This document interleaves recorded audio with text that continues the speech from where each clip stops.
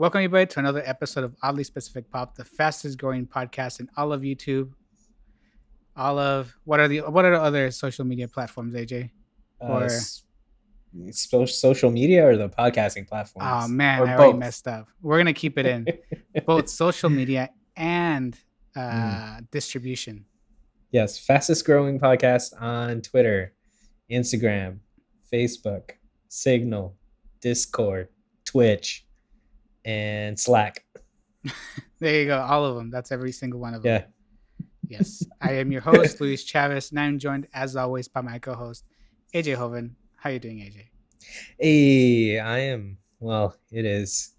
It's a lot It right is a now, lot, isn't it? isn't it, Lou? Yeah. Oh We're no. we're gonna talk a little bit about that towards the end, but Yes. um before that, we are going to talk about the 1975 and their new record Yes. and stuff. Yes, we're going to be talking about the 1975's newest album, Notes on a Conditional Form, which is their fourth studio album. We did review their third studio album last year, A Brief Inquiry into Online Relationships, and I think we both gave it like a really like we were raving about this album, right? And Mm. I think that was my first exposure to this band in the first place, like most of the stuff that we review.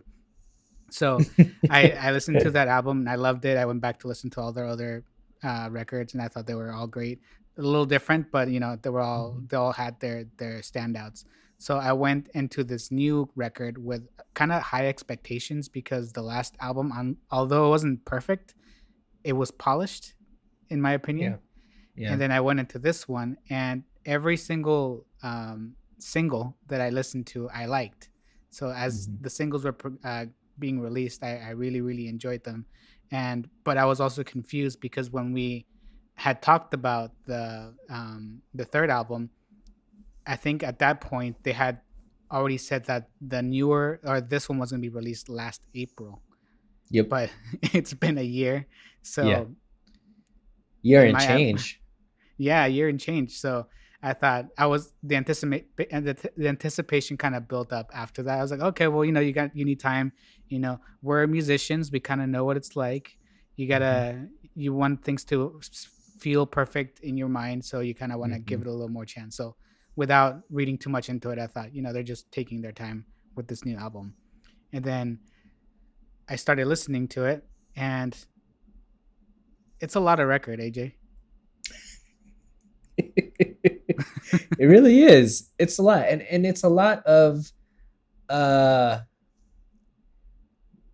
not something like thematically. So the thing about the 1975, I before we had done a brief inquiry into online relationships, I had actually listened to the 1975 before. They'd broken out with a song called Chocolate, off of their first record, and I remember that I loved that song, and so I think I got it off of an EP of theirs, but that was like the only song I listened to. I really didn't like the other stuff. Like it didn't resonate. Like I was really Hmm. into this vibe. Um, and then I dipped my toes into that first album, and I was like, oh, something's not quite clicking. It's not there for me. So I forgot about them. And then when this one came out, when that third album came out, I was really surprised because it had been a few years, and I was like, the 1975 still makes records. Like I was really confused because I thought like that first album just didn't jive, but they had a huge following, and I was like, whoa, okay. So like then you started talking about it. I dipped into the record, and it was really great. And so I went back and I found it was kind of a similar thing, that the first two records had some songs that I did like, but the rest was kind of hit or miss.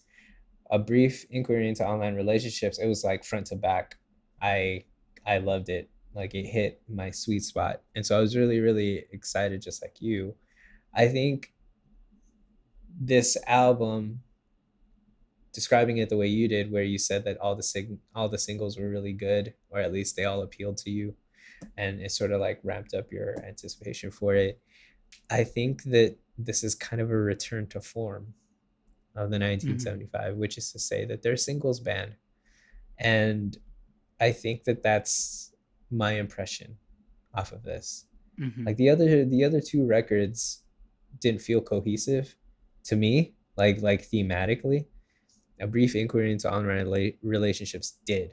Like, I don't know that it was a concept album ish, like, say, uh, uh, Paranoid. I'm sorry, OK Computer, right? Like, it wasn't quite that, but it felt like there were a lot of threads that were similarly being pulled both sonically and lyrically all the way through, that you could find that. I didn't feel that here. So it's a lot of record, but it's also a lot of record that doesn't make sense to me.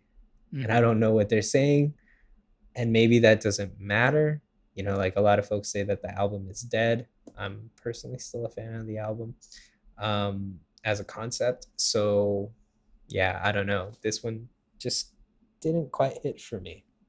Yeah, every track kind of feels disconnected, and at points of the record, it feels like it's building momentum, and then it gets slapped by like a sonic wall. Mm-hmm. If you know what I mean. Mm-hmm. So it Yeah. feels like it's building up to something, and then they're like, "Nope, we're gonna do something else." And yeah, I Mm-hmm. agree with you. I think there's a lot of good stuff here, and before I even listened to it, I thought, well, the what they're already released is really, really good. So I can't Mm-hmm. imagine what they still have in store in the record. So after listening to the record, I feel like once this was released, I already had listened to the record, at least the Mm-hmm. polished part of it. And then Mm-hmm. everything else was kind of like every idea they've ever had for this album.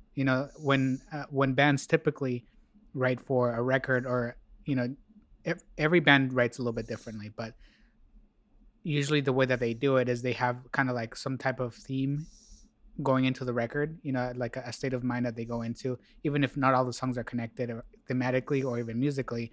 It's still the it's under the umbrella of this record, right? And this almost feels like every song was a concept from their whole career as a band, but not in like a tribute kind of way, and more like this is everything we've ever done. And it feels, I don't know, it feels like after kind of listening to the record and kind of reading some behind the scenes of the making of the record, the band had stated that this is going to be their last album for a while. So after Oh. knowing that, it almost feels like a breakup record. Like, here's everything, and we'll see Mm. you if we see you.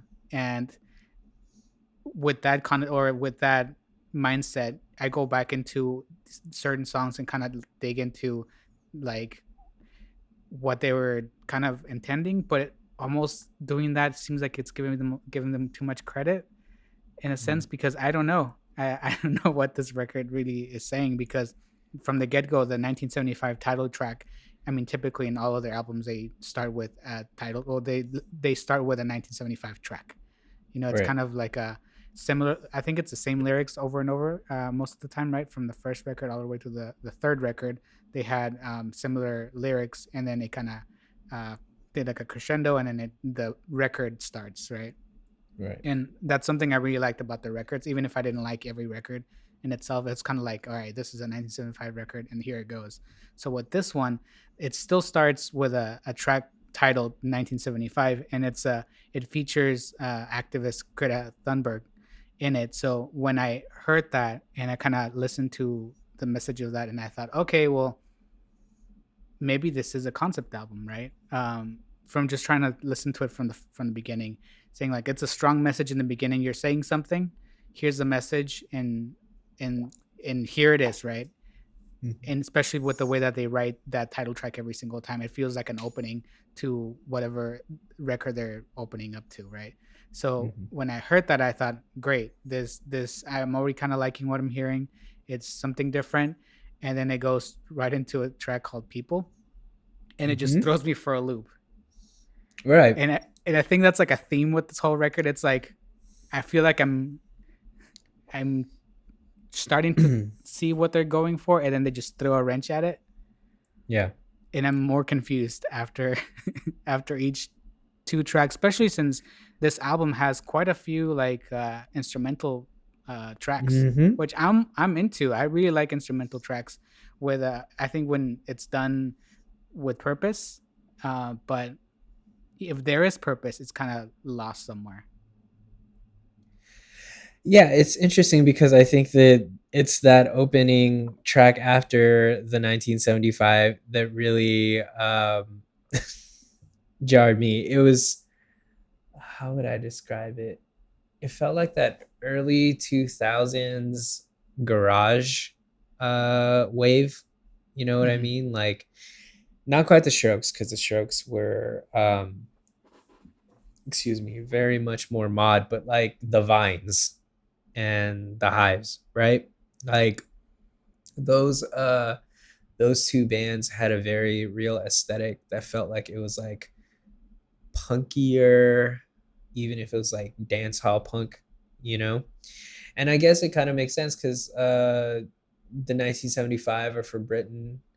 Both of those two bands are also from Britain, and I think they clearly take their cues from a very specific kind of sound. And so, it could have been an homage. But the thing is, like, there's nothing tethering it to anything else on the record. Hmm. And there is very little in the 1975's old full discography that sort of like would lead you to expect that. And that's, again, that's fine. Like, you get two records from Radiohead, Pablo Honey, and the Bends.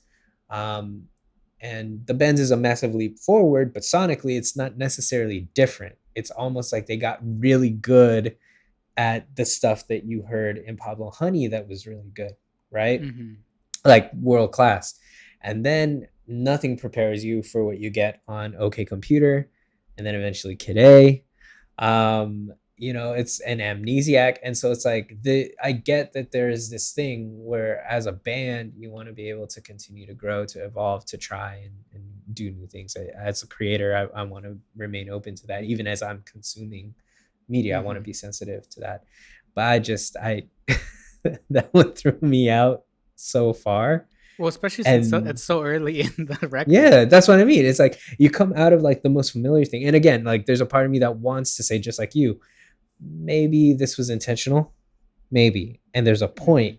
But then the thing is, like, you're scrapping for that point, and there's very little contextual stuff to lead you. You know what I mean? It feels more like a treasure hunt, or like that gif of Charlie Day in front of a like a tack board with all the pieces of string leading to everywhere. Like you're hunting for something that may not be there, and I think that that's an issue, you know, Hmm. um, because your job as a creator is to communicate, um, to the folks. And again, like a part of it is we may be starting at two different things. Like maybe that is symbolic because you come out of that third album and everything felt really cohesive, and the other two maybe not disorganized but more like quote unquote organic, right? Hmm. um, and so maybe what this is sort of like their way of saying we're just going to do what we want to do. I don't know. I don't know how to pull that, and I don't even know how to like compare that to the rest of the record, like, and Hmm. how we go through it. So yeah, I don't know. I found it interesting in parts. I found the musical interludes interesting, especially because they had been using those in the previous record. And so it's this weird quasi thing where it's like I was under the impression that because it was scheduled to be released April of last year, that we were going to get a record that was meant to be in conversation Hmm. with that one. And I don't know if they're even speaking the same language in this one, if that makes sense.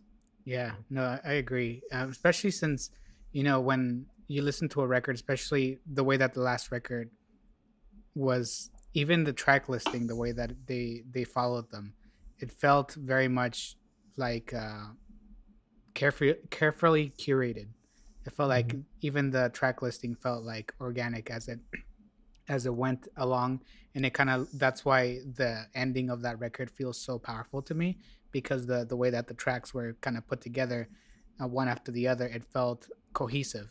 And then for this one, so after People is just an interlude, the end music for Cars, and it's just it feels so sonically way different, and it's not Way really different. saying it, and it's not saying anything.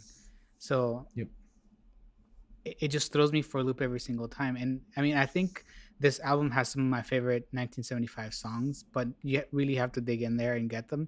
And there's some of them that are incredibly frustrating because they have so many good elements. And once I get really into it, it's over. Yeah. Yeah. So the one specific track that I'm referring to is Then Because She Goes. Hmm. It sounds so 90s, and it's the melody is really, really good. And the way that it's produced and everything. So you get into it, right? You start getting this groove, and then it just ends Yeah. out of nowhere. Yeah. I I feel the same, but the thing is, like, I'm also I'm quite a bit older than you, Lou. I think we've 40 discussed that. years. Yes. I am Benjamin Button disease. Oh, that's right. We Um, talked about it. we talked about this. So this means at this point I'm 80 years old.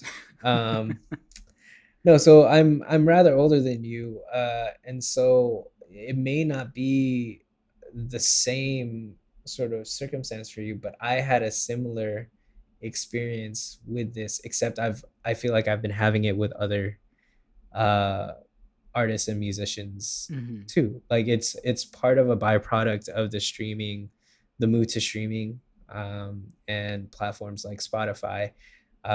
You see it in other genres. Like it started with like rappers that were sort of like being, I think, generally lumped into like the SoundCloud rapper like uh, category, where like rap songs were like 2 minutes, because Hmm. it would take advantage of the number of streams, and so everything went not just from singles, which was something that, maybe you and I could relate to, and I know I certainly could, growing up, to now it's not just singles, but you're selling hooks, like a bunch of hooks, like all the time, right? Yeah. And so like when I got to that track, and there are a few others. I mean, shoot, even that interlude ends rather abruptly for me, because like you go from the opening, which feels um different and unexpected. You get Hmm. People, which is definitely unexpected, and then you get this nice little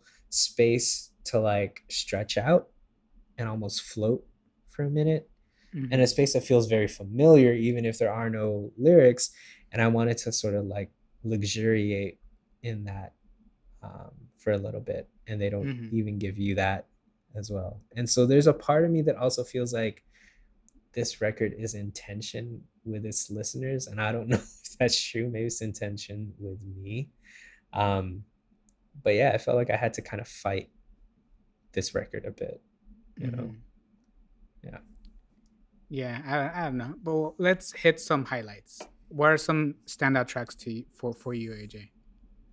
Um, Guys is a standout for me. I think that um, the sentiment is right smack dab at the peak of 1975. Like this is where like the 1975 is really good, because they manage to be sweet without cloying, you know? Hmm. And usually because like the lyrical choices that they'll make in a lot of songs will sort of prevent you from feeling like it's a very overly sweet song.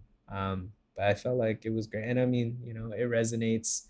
There are days, just before we were recording here, we were talking about, recording software and, what it was like when we were making music. I feel like there are days that I miss, having um, having that kind of project in front of me. I also miss just generally like being able to get on a stage and looking around at the group of folks that are up there with me and um feeling like I trust where we're gonna go, even if I don't know how we're Mm-hmm. gonna get there, you know. Um, and so yeah, that one uh, is an obvious choice. And funny enough, people, it's weird. I want to rebel against it um, because it's not what I come to the 1975 for. But they really do that sound really well, and Mm-hmm. I don't know what I'm supposed to make of that, you know, because they did it, they did it, you know, they did good enough. So yeah, I those are the two that sort of stand head and shoulders for me. Mm-hmm. What about you? No, I agree. Guys was definitely. I mean, it was one of those tracks I sent you. I was like, they just released this, so you got to listen to it. Yeah. And yeah, once I heard it was the last track, that's what got me excited. I was like, this is gonna be great. If they're releasing this, which is gold, I wonder what else they have. But Right. I mean, honestly, there's nuggets in here in the album that I really enjoy in terms of like track after track. So the bulk of the tracks that I really liked together was Shiny Collarbone. Um, Mhm. that one's a weird instrumental, but somehow I really dig it. It's um it's really really good, and it goes right into If You're Too Shy, Let Me Know, which is just like quintessential like pop, like very much what I first heard the 1975 for, off the last album. They're very, their single stuff. I think lyrically, questionable, but musically, really, really enjoy it. So it was a track I really, really liked. And then going into Playing on My Mind, which is a lot more mellow. And I think it's a really, really nice song. And it has a lot of like shimmery like vocals and synths and stuff like that, which I'm into. So that cluster of songs to me really stood out because in after listening to those three, I kind of was hoping that it was the ending, since it starts track 15 and it ends in track 17. So I was hoping that it was gonna kind of like, okay, it was a rocky start, but it's gonna end up somewhere nice. Um, Not so, but I really, really enjoy that cluster of songs. And I was really, really surprised with and kind of impressed with how much Americana influence they have, an American culture kind of thing. The way Mhm. that albums are produced over here. I know a large bulk of it was recorded or at least written in America when they were touring. So I can see Mhm. some of those musical influences in the album, Yeah. specifically like the birthday party. And it's like Mhm. a very simple song, but it's there. It has a lot of like those types of elements. And Jesus Christ 2005, God Bless America, quite a mouthful, but also I think has a lot of influences. But I think Yeah. the one that has the most, I think, American influences is Roadkill. It's almost Mhm. country. Um, Mhm.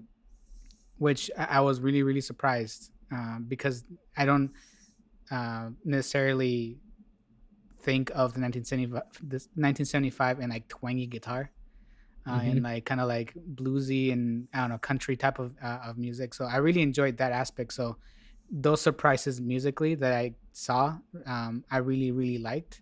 So which is why that some of the other stuff really bummed me out because there's a lot of really good stuff in here. Yeah. Yeah. I agree. It's really interesting too because like I I hadn't thought about um the 1975 sort of like positioning itself or maybe paying homage to America, even though they reference America a lot, you know, in their previous things. So it's that is really interesting and something to sort of like take away um, when reflecting on the album. I hadn't even excuse me, I hadn't even thought of that except for like, you know, just oh, that's an interesting sonic choice. Mm-hmm. Unexpected as well. But you know, so yeah, I don't know. Yeah, I thought it was interesting. There's other ones that are interesting in a different way. Um, there's a track called "I Think There's Something You Should Know."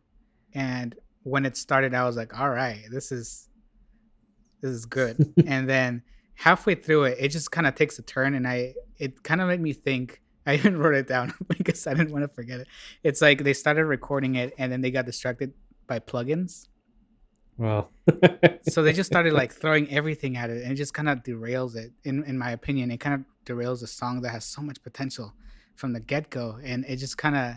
And I think that's a similar feeling that I have with other tracks in here, because even the ones that I don't enjoy quite as much, I feel like there's potential in, because I think they're very they have bold choices in the way that they like to produce their work, because a lot of the stuff that they write is pretty straightforward, but they put a twist on it production wise, in especially since it's just the four of them and it's produced by the band. They don't have outside producers. They have other performances here and there and other instruments that do features in here, but it's largely produced by the band. So I give them props for that, because they're yeah. all the production choices are by the band. It's not just a polished thing that like a production or a record label does for them. So I commend them for that. But I feel like it's a lot of record with very little that's polished, and maybe that's the detriment of doing it yourself. But I don't know, because they did the last one by themselves, and it was really really good. So this record, although it's 22 tracks, it almost feels like a B-sides in a way, Mm, hmm. uh, And with like an instrumental EP. yeah, I would agree. I think that also there's that contextual stuff that I didn't even know about until you had mentioned it, which is maybe this is a long pause, on the group, and I don't know, maybe they just felt like we're gonna put everything out there. I don't know, and that's kind of the thing, and maybe that's why it got delayed for so long. Hmm. Um, and what a heck of a time to sort of like drop all of that, uh, uh, sort of in the middle of where we are right now. Um, especially for the fans. So I don't know. I think, yeah, I can't disagree with that take. I wonder if there's also something um, that we're not seeing in sort of like their process. I kind of wish I was a fly on the wall in sort Hmm. of like the breaking down of why they made the choices that they made. Because I think that would be interesting. That would be really revealing. Um, because they really made some bold choices here. Um, Hmm. so yeah, I don't know. Like I said, I feel like it's kind of a return to form in that there's a lot of that really really tight and shimmery, 1975 stuff that works really well as singles, and then sort of like this kind of looseness around how they all connect. But it also felt a little bit more disorganized than others, and maybe the Hmm. background explains that, but we don't know because we're not in that band. So yeah. Yeah, and it's weird because at certain points in the album, it kind of reminded me of like Bon Iver's last two albums, which I know that's Mhm. been like poor like I can't even pronounce it. People have had very different opinions on these two albums. The last one, I, and then the one before that, 22 a Million. And they're both Mhm. very like weird albums, but I really dig them. Even like the titles, they kind of seem like there's nonsense. There's nothing Yeah, but going on that's there. because you like Eye to Eye, and that's why. That's true. So in certain parts of it, it reminded me of that kind of uh, uh, the kind of that type of writing, like where you just kind of like every idea that you have, you're just gonna go see where it takes you, and if it's weird, it's weird. If it's not, it's not. But some of these ideas, they feel very mild, um, Mm, in to my ear. Like it feels like it's like the beginning of an idea that's not fully realized. If that makes any mm, sense. yeah, Certain yeah, tracks, but like I said, there's a lot of good here. There's like 10 tracks that I really like. I think, I mean, for any record, 10 out of like usually 13 or 14, that's pretty good. yeah, yeah. And I mean, like even a nearly 50% on like a typical pop album, that's really good. You know, you're walking away from that like, I don't know, Pitchfork has that as like a B plus or whatever. You know what I Mm-hmm. mean? Like that's not a bad album at all. So yeah, no, I don't think that we're sitting here saying that it's a terrible record. It's just that like for me, I think that I would say that it challenges me, you know, Mm-hmm. um, and um, I think that that's the kind of record that maybe requires like at least three listens or something, and I'm Mm-hmm. only like at one and a half. So Yeah. you know, I don't know, maybe I get to the end of that third and I'm like, okay, yeah, no, I get it. But as of Mm-hmm. right now, it feels like I don't. Um, but there's still a lot of good stuff in it. So Mm-hmm. Yeah. I mean, after kind of reading that, that this is their last record for a while, listening to the last track, guys, it almost now it almost feels like a breakup record. yeah, yeah, So, who knows? Maybe it's like you said, it's a palate cleansing of the band. Like, this is all our ideas that we have now. We'll come back if we come back with a brand new, fresh stuff. yeah, yeah. Or it's the last hurrah. You'll never know. Who It's knows? unknowable. No way to know. Nice, Yeah. nice. Well, that concludes that segment of our show. Um, we wanted to do something a little bit different to close out the show. Um, and bear with us because we only sort of discussed this right before we decided to record. We're recording this on June 4th. Um, and as you know, it's been a very difficult um, time in America. And, Lou and I don't think we've made any um, attempts to really cloak our um, our passions politically and sort of like where we stand in terms of justice. Um, and I want to take that back because I don't think that I don't think that human rights, that when it comes to sort of like being able to talk about and assert our humanity and to demand that our humanity be seen and honored and valued uh, is a political disagreement. You know, um, politics is uh, how much money we want to allocate to repave a main street. You know, Mm-hmm. it's not um, getting to decide whether someone's a human or not, whether they deserve protections under the law or not. You and so uh, uh, because of that, it probably won't surprise you that both Lou and I feel very strongly in this moment that we want to throw our support behind the Black Lives Matter movement, um, that we are here to ask our listeners to work um, towards ending systemic racism and specifically in this moment, anti-blackness. Lou and I are both non-black people of color, and we both have difficult discussions that we're going to have within our communities, sometimes Mm-hmm. within our own families. Anti-blackness is real, and even though we come from elsewhere here in America,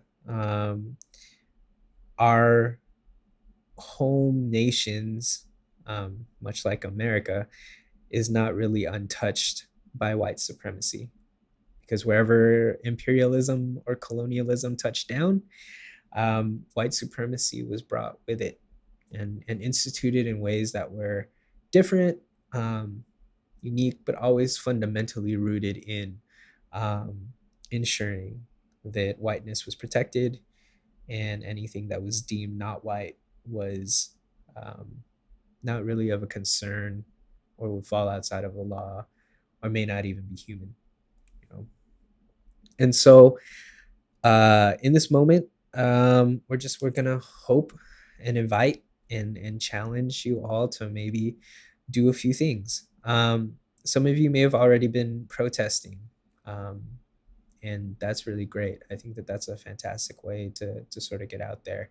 Um, you're part of a new civil rights moment, and a new civil rights movement in a way. Um, I think that I would also say that that's not an option for a lot of people. For example, I have asthma, um, and we joke around about it every episode. But there's also a pandemic that affects the respiratory system. Um, and as we've seen, this movement is not just about systemic racism, but it's also about police brutality, and police are also shooting tear gas, um, at peaceful protesters. So tear gas and COVID doesn't exactly work well for an asthmatic. I can't go out and protest. But there are other ways, so don't feel like you're trapped because you can't do it that way. Before we got on here, we talked about various ways to help. One way would be to donate money. And there are actually really cool and interesting ways that you can donate in this moment. Because this is about police brutality, donate to a bail fund. Um, we're both from California, so we're going to recommend bail funds in California, but find one in your state. There's also a national bail fund, and we'll try and link that as well. Basically, just trying to make sure that less people are in prison is a way to do it. Maybe it's time for you to reflect and learn about things like um, prison abolition. Um, like, what does that mean? And there's a lot of people that are out there talking about it. And I know that the concept may seem either idealistic or a bit far off, or maybe even just naive.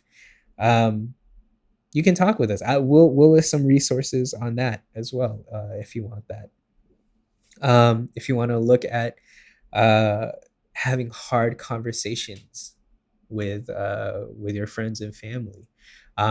There are letters going around right now, translated in various languages, because we recognize as non-Black people of color that our communities have anti-Blackness in them, and so it's our job to be able to explain to our parents, to our grandparents, to our aunts, to our uncles, why this movement is important and why we need to be in solidarity with people. And that letter is going to be linked, as well. And so there's just very, very different ways. Sometimes it's having that conversation, sometimes it's money, sometimes it's being physically present. You can choose any of those, and you can choose other ones too, like just simply educating yourself. And so you don't have to feel that there's only one way. We're all trying to march in the same goal, which is hopefully liberation from a white supremacist system. So that's where we are. Yeah. We know that No, our definitely. we know that our listeners are usually in support of us. So hopefully you guys will take us up on this. The baker's half dozen. um, yeah, Lou, what do you want to say? Yeah, I mean, you pretty much said it yourself, but just the movement doesn't end here. It doesn't end with this week. I mean, it's been amplified worldwide how deeply rooted this problem is in America, and I think it's a good step forward, but it's not enough. I think doing all the different research and going out to do protests if you can, helping out money wise if you can, but it's gonna take a while. But I think knowing that people are out there supporting this cause, and knowing that there is hope that this what is at some point will be behind us, hopefully.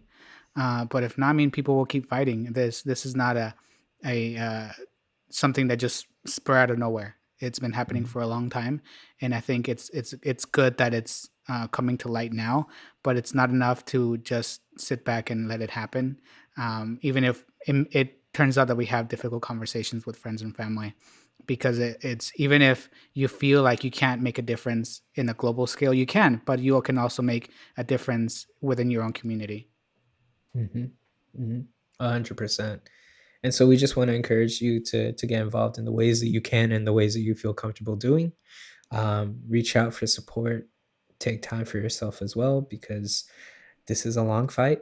This is a fight that's been going on for centuries in America. Um, and so we're going to need you. Uh, and we also want to, because we did talk about Star Wars. Was it the last episode released, Lou, or was it the second to last episode released? It doesn't Second to matter. last episode. Okay. Yeah.